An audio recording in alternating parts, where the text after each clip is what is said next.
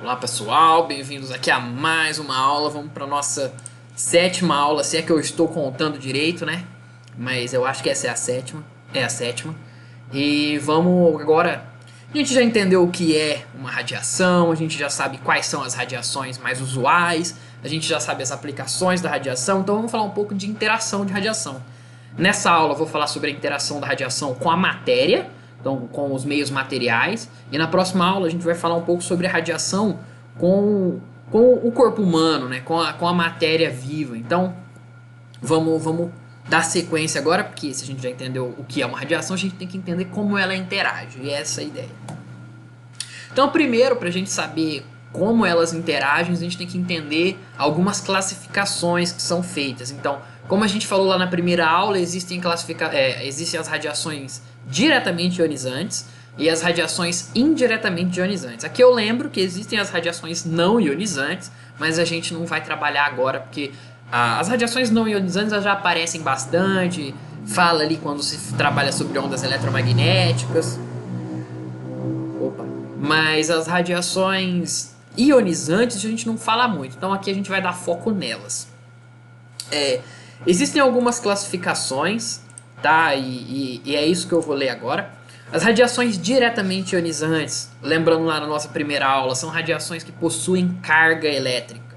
Então, elas podem ser leves ou pesadas. As partículas alfa e prótons de radiação cósmica são consideradas radiações pesadas, são diretamente ionizantes pesadas. E as radiações como os elétrons e os pósitrons, que é uma antipartícula do outro, né? Um é positivo, o outro é negativo, mesma massa, eles são consideradas radiações leves.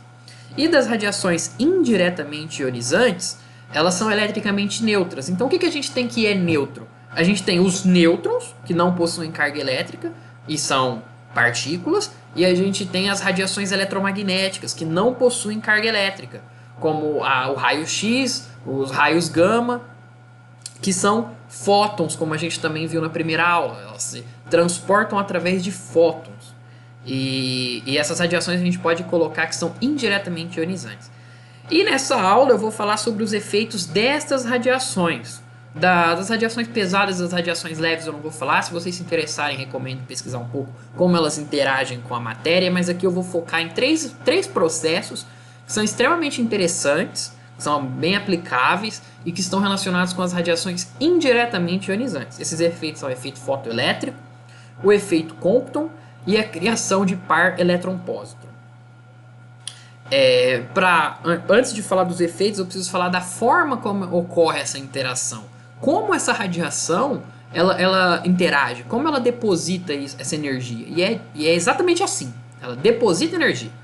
As radiações ela podem interagir com a matéria por meio de ionização. Lembra lá da nossa primeira aula? Ionização, se é um íon, significa que tem um elétron a mais ou um elétron a menos. Então a ionização é você retirar ou adicionar elétron. Ou por meio da excitação do átomo. E vamos lembrar da nossa segunda aula, que a gente tem um modelo de Bohr representativo, que a excitação do átomo é quando eu tenho um elétron na primeira camada e eu jogo ele para uma outra camada. Então são essas as formas de interação. Em ambas ocorre a deposição da energia. Então tanto na ionização, uma radiação incidente vai colocar energia ali e isso vai ocorrer uma interação. No caso da ionização vai remover o elétron, quanto na excitação eu vou depositar, a radiação vai depositar uma energia ali e esse elétron vai subir uma camada. E essas são as formas de interação. Então partindo para os efeitos, vamos falar um pouco sobre o efeito fotoelétrico. O efeito fotoelétrico é muito interessante porque ele foi o motivo de Einstein ganhar o prêmio Nobel de 1905, que foi um ano espetacular para o Einstein, onde ele desenvolveu várias teorias. Ele desenvolveu a teoria da relatividade também nesse ano, da relatividade restrita. Então foi um ano bem miraculoso, assim. Ele realmente revolucionou bastante coisa. E nesse efeito, eu vou tentar tratar da maneira mais simples possível. Ele consiste na emissão de elétrons por alguns materiais, que é eliminado por radiação eletromagnética. Então o que acontece? Eu vou tacar radiação eletromagnética em um átomo de um determinado material, ou no caso eu estaria numa placa de um determinado material, enfim, que é composta por esses átomos, Esse fóton, essa radiação incidente, como ela é transportada em forma de fóton, ela vai interagir com a matéria, depositando energia e gerando um fotoelétron. O fotoelétron é um elétron expelido. Então o que acontece? O fóton ele vem, ele interage com o elétron mais interno. A gente tem que lembrar que o efeito fotoelétrico ele acontece geralmente no elétron. Pode ocorrer com outros elétrons, mas nesse caso está ocorrendo com o mais interno. Ele vai ser emitido como um fotoelétron. E um outro elétron ocupa o lugar dele e nisso emite uma radiação característica.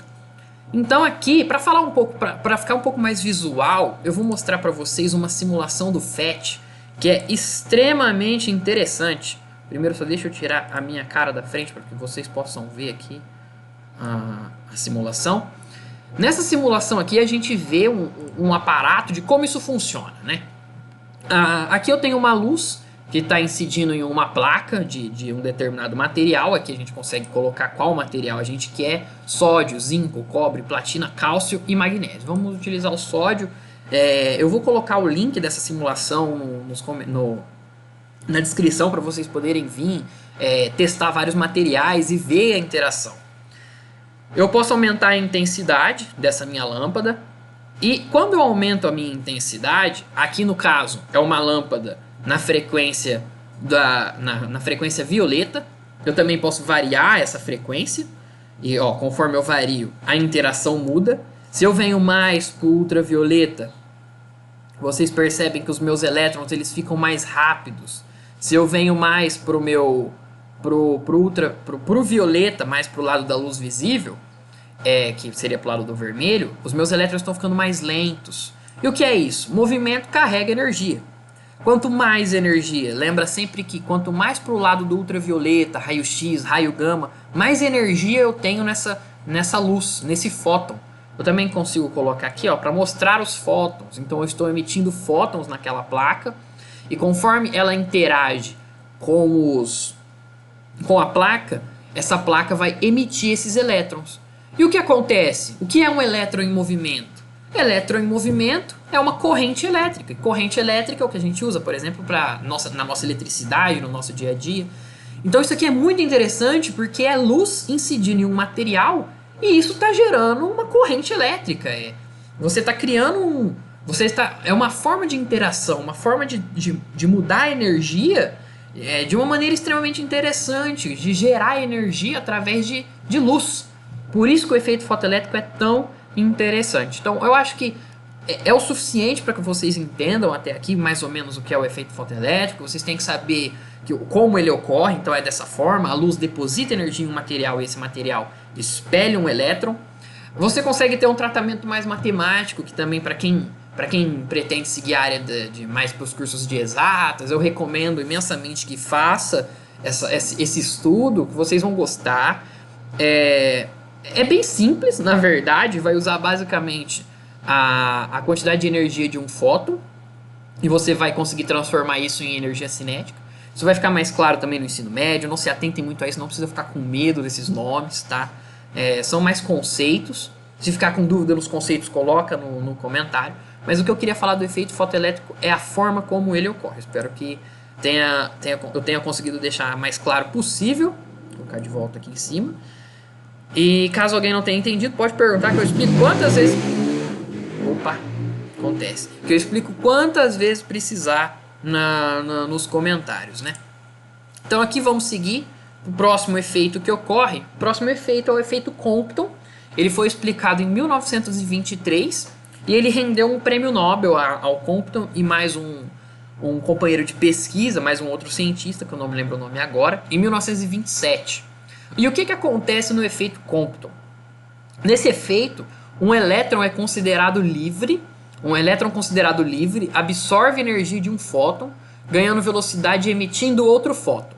Basicamente, o que ocorre? Aqui eu coloquei uma representação para ficar mais fácil de visualizar. Eu tenho um elétron livre, um elétron solto, e uma radiação incidente, no caso um fóton. Que a radiação ela se propaga em forma de fóton. Eu vou falar isso várias vezes porque isso é importante de ficar claro.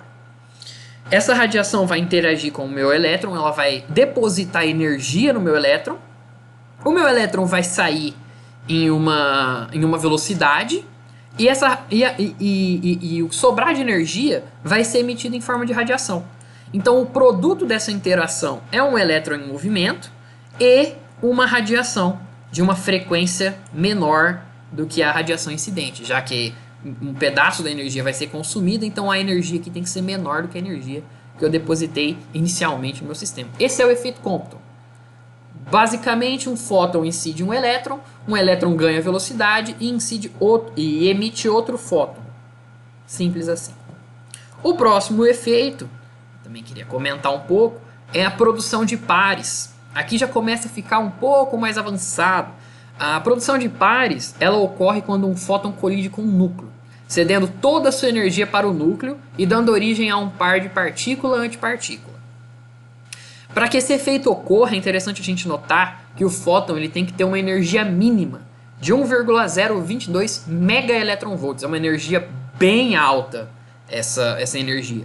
Então a produção de pares ela só vai ocorrer com radiações extremamente energéticas. E quais são elas?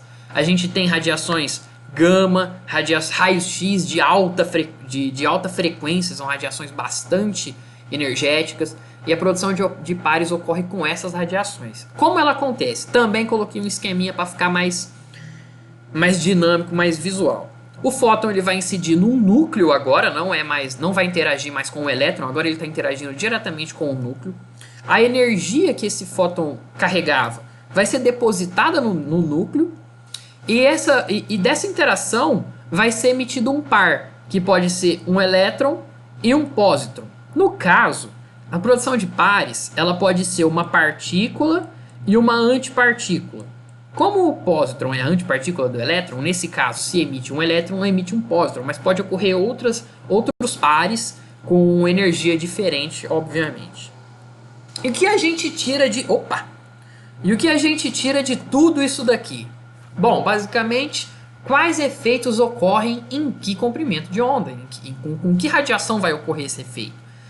O efeito fotoelétrico ele tende a ser mais predominante nos comprimentos de onda maior, ou seja, quanto você tem menos energia, a tendência é que ocorra o efeito fotoelétrico.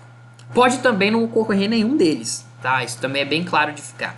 Mas se a gente for pensar em situações onde ocorrem esses efeitos, como a gente pode pensar? O efeito Compton ele ocorre predominantemente com núcleos que têm de menor número atômico, ou seja, núcleos mais leves, e também ocorre em faixas intermediárias de energia. E quando a energia é muito alta, ou seja, vai para cima do raio X, raios gama, ocorre a produção de pares. Então isso é interessante da gente notar. Aqui eu coloquei uma tabelinha com os valores de energia mínimo e máximo, então as ondas de rádio, micro-ondas, infravermelho, a luz visível, a gente percebe que tem um valor muito baixo de energia. Tudo isso aqui ainda está na ordem do 3,3 eletronvolts, sendo que, por exemplo, o efeito fotoelétrico aqui está no 0,01 vezes 10 a sexta. Então isso é bastante energia. Para as radiações mais penetrantes, como a gente já viu lá atrás, o raio X e o raio gama é onde ocorre a predominância desses efeitos. Quem não entendeu esse gráfico, eu recomendo que pergunte aqui embaixo, eu explico, às vezes precisar. Ele está aqui mais para mostrar qual efeito tem mais chance de acontecer em uma determinada energia. Seguindo, para finalizar, a gente tem mais uma interação que pode acontecer. Essa interação é conhecida como a atenuação das radiações. Não é bem uma interação, não é um daqueles efeitos, mas é interessante da gente observar porque é um pouco cotidiano, por assim dizer. A atenuação nada mais é que a diminuição da energia com a penetração em algum determinado meio. Então, por exemplo, você vai lá tirar um raio-x. A gente escuta muito dizer que tem que ter parede de chumbo para que essa radiação não seja emitida para fora, para que outras pessoas não tenham contato. Mas se essa parede for muito fina, ela não vai blindar o suficiente. Isso acontece justamente por causa da atenuação das radiações. E aqui nesse gráfico, eu queria chamar mais atenção para o gráfico, que é interessante da gente notar.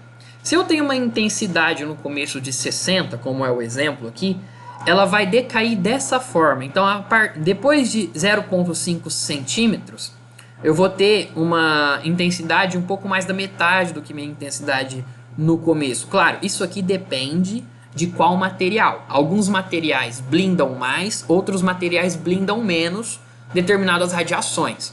Então, isso tudo vai depender de qual a radiação que você está considerando, no caso, qual é a frequência dessa radiação, quanta energia tem nessa radiação. E outra coisa que vai depender é o material, qual é o material, e também vai depender da espessura dessa parede. Então, isso são fatores interessantes para a gente saber qual é a nossa segurança quando a gente está próximo de uma máquina de raio-x. Então, essa segurança é calculada através desse efeito de atenuação das radiações.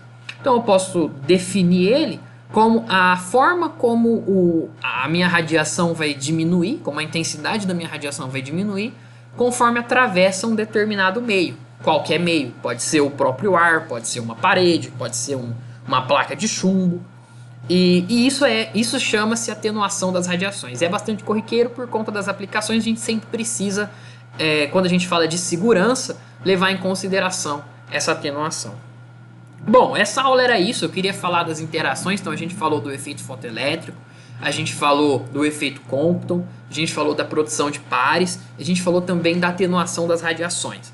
Essas são formas que as radiações interagem com a matéria, por exemplo, placas de um determinado material, enfim.